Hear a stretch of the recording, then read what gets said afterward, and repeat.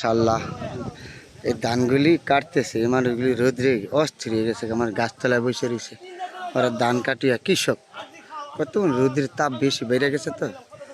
তারপরে গ্রামের মানুষ তো কৃষক মানুষ, তাদের তো ধান না কাটে উপায় নাই, ধান কাটতে এই মানুষগুলি গাছতলায় গাছটার তলায় এসে বসছে। এই জমি থেকে কাজ করে কত যে মাঠ ভর্তি ধান দেন না কাইটা এসে এখন এখানে বসছে এই কৃষক ভাইগুলি, এখানে গাছতলায় বসছে, এই ধানগুলি উঠেছে। কত পরিশ্রম করে যে গ্রাম বাংলার কৃষক দেখছেন।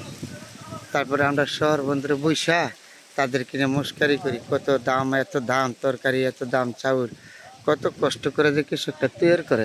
এখন বাস্তবে আপনার করে দেখালাম, আমরা তো হয়তো 10 তলায় বৈশা থাকি, টের পাই না এই যে মানুষগুলি রুদ্রের মধ্যে কী কষ্ট করে যে এই ফসলগুলি তৈরি করছে, আল্লাহ ছাড়া কেউ জানে না। যেহেতু আমরা ঢাকা শহর বৈশা থেকে বিল্ডিংয়ের মধ্যে বৈশা বলি কি আরে এত দাম তরকারি, এত দাম চাল, এই যে বেটারা তৈরি করে বেটারা জানে কত কষ্ট করতেছে। এই যে মাঠে এই রোদের তাপমাত্রা এখানে কৃষক ভাই ধানগুলি দেখতেছে। আর আমাদের এক নম্বর সম্পদ হলো কৃষক। কৃষক যদি না বাঁচে আমরা বাঁচতে পারবো না। আমরা যত বড় চাকরি করি কিন্তু কৃষকের উপরে আমাদের নির্ভর। কৃষকটা তৈরি করে দিলে আমরা তো টাকা দা কিনা খাই, সেটা বড় কথা না, কিন্তু তৈরি করে কৃষকরা। এই যে মিয়া ভাই কথা আতায় দেখতেছে, এটা হলো এক কৃষক। তাহলে কৃষকদেরকে আমাদের সম্মান করা কর্তব্য। যারা কাজ করে এই যে ধানের মধ্যে কাজ করে, এই রোদ্রের মধ্যে, কৃষকদেরকে আমাদের সম্মান না করলে একটু উচ্চ, তারা তো আর বাড়ি গাড়ি করতে পারবে না, এগুলি করে নর্মালি চলতে পারবে। আমরা তো শহর বন্ধুরা চাকরি বাকরি করে কলমের খোঁচাদা ঘোষ খাই, দুধ খাই, হারাম যত আছে হারাম, তাদের মাধ্যমে হারাম নেই তো, তারা পরিশ্রম করে তৈরি করে এগুলি। আমরা তো শহর বন্ধুরা যারা চাকরি করি, কলমটা খোঁতা দিই, এইটা করি সেইটা করি, হারাম তো বেশিরভাগই আমাদের যারা সরকারি ডিপার্টমেন্টে আছে। আর তারা তো হারাম না, যা সম্পূর্ণ হালাল। এই কি যে কৃষক বেটার দাঁড়িয়ে রয়েছে দান্ডা হাতে নিয়ে, কত কষ্ট করে যে তৈরি করে, তাকে সম্পূর্ণ হালাল, তাদের ভিতরে কিন্তু হারাম নাই। এই রোদের মেঝে কষ্ট করে উঠায় তারা, এই যে রোদের মেঝে না বসে রয়েছে গাছতলায় এসে, কত হ্যাঁ। এই ধান এবার কেরম হয়েছে কাকা? ভালো ধান হয়েছে না? আচ্ছা, এখন তো আবার নিবেন কি দিয়া? আর গাড়ি থেকে? হ্যাঁ,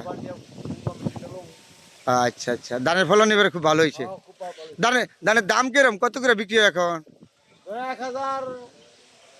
1200-1100। তাহলে 1200-1100 বেচলে এখন যে খরচ করছেন পোষায়? তাহলে এই যে কারণটা কি, এবার নিজে করে জমি মানে না করে পারে নাই, এবার এলে কি নিজেরা করে, তাই না?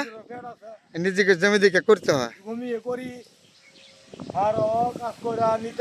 হ্যাঁ, মানে যে দেখছেন কৃষক ভাইয়ের মুখে শুনছেন, নিজে করে জমি না করেও পারে নাই, এলে নিজে করে কষ্ট করে করতে হয়। তারপরে বন্ধুরা কত কষ্ট করে দেখেন কৃষকগুলি এই যে এই ধানগুলি তৈরি করছে, রৌদ্রে তাপমাত্রা খারাপ, এই গাছতলায় এসে বৈশা রয়েছে। এই যে মানুষগুলি কত পরিশ্রম করে। আমরা তো শহর বন্ধুরা আবার শহর বন্ধুরা বসে জমিদারি করি, দেখছেন নিজে বাঁচতে দেয়।